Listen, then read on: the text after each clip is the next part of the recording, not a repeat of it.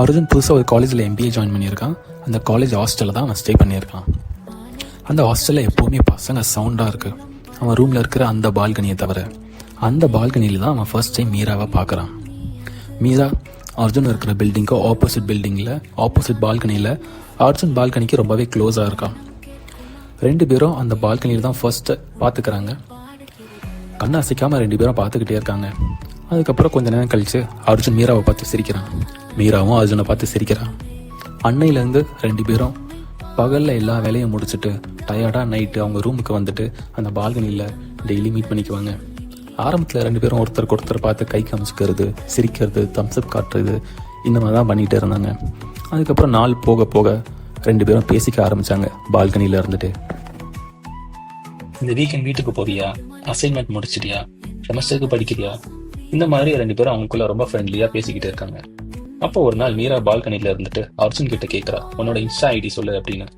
அர்ஜுனும் உடனே ரொம்ப சந்தோஷமா அவனுடைய ஃபோன் எடுத்து அவனோட இன்ஸ்டாகிராம் ஐடியை மீராக்கு ஷேர் பண்ணுறான். அதுக்கப்புறமா 2 பேரும் இன்ஸ்டாகிராம்லேயே பயங்கரமாக ஷேர் பண்ணுறாங்க, மீம் ஷேர் பண்ணுறாங்க, ரீல்ஸ் ஷேர் பண்ணுறாங்க. ஏதாவது ஒரு ரேண்டமான போஸ்ட்டில் ஒருத்தருக்கு ஒருத்தர் டேக் பண்ணிக்கிறாங்க. அப்புறம் பால்கனியில் இருந்துட்டு 2 பேரும் ஒருத்தருக்கு ஒருத்தர் முகத்தை பார்த்துட்டு இன்ஸ்டாகிராமில் வாய்ஸ் கால் பேசிக்கிட்டு இருக்காங்க டெய்லியும். அதுக்கப்புறம் ஒரு நாள் அர்ஜுன் கொஞ்சம் கொஞ்சமாக தைரியத்தை வர வச்சுக்கிட்டு மீராக்கு இன்ஸ்டாகிராமில் மெசேஜ் பண்ணுறான், நீ எனக்கு ஜஸ்ட் பால்கனி ஃப்ரெண்ட் மட்டும் கிடையாது, அதுக்கும் மேலே அப்படின்னு. உடனே மீராவும் ரிப்ளை பண்ணுறா, இதை சொல்கிறதுக்கே உனக்கு இவ்வளவு நாள் ஆகிருச்சா அப்படின்னு. அதுக்கப்புறம் எல்லாமே நல்லா தான் போயிட்டு இருக்கு. 2 பேரும் ரொம்ப சந்தோஷமாக பழகிட்டு இருக்காங்க. ஒரு நாள் ஈவினிங் வழக்கம் போல் அர்ஜுன் அவனோட பால்கனியில் இருந்துட்டு மீராவோட பால்கனியில் பார்க்குறான். மீராவோட பால்கனியில் லைட் ஆஃபில் இருக்குது. மீராக்கு இன்ஸ்டாவில் மெசேஜ் பண்ணுறான், என்னாச்சு உனக்கு பால்கனி வரலையா அப்படின்னு. எந்த ரிப்ளையும் வரல. அதுக்கப்புறமா அடுத்த நாள் பார்க்குறான். அடுத்த நாளும் பால்கனி எம்டியாகவே இருக்குது. மீராவை காணோம். மீராவோட இன்ஸ்டாகிராம் அக்கௌண்ட்டை பார்த்தா டீஆக்டிவேட் ஆகியிருக்கு. என்ன ஆச்சுன்னு மீராவோட ஃப்ரெண்டு கிட்ட கேட்குறான் அர்ஜுன். அதுக்கு அந்த ஃப்ரெண்டு சொல்கிறா, மீராவோட ஃபேமிலி வேறு ஒரு ஊருக்கு ஷிஃப்ட் ஆகிட்டாங்க, மீராவையும் வீட்டுக்கு வர சொல்லிட்டாங்க, இனிமேல் மீரா வரமாட்டா அப்படின்னு அந்த ஃப்ரெண்டு சொல்கிறான்.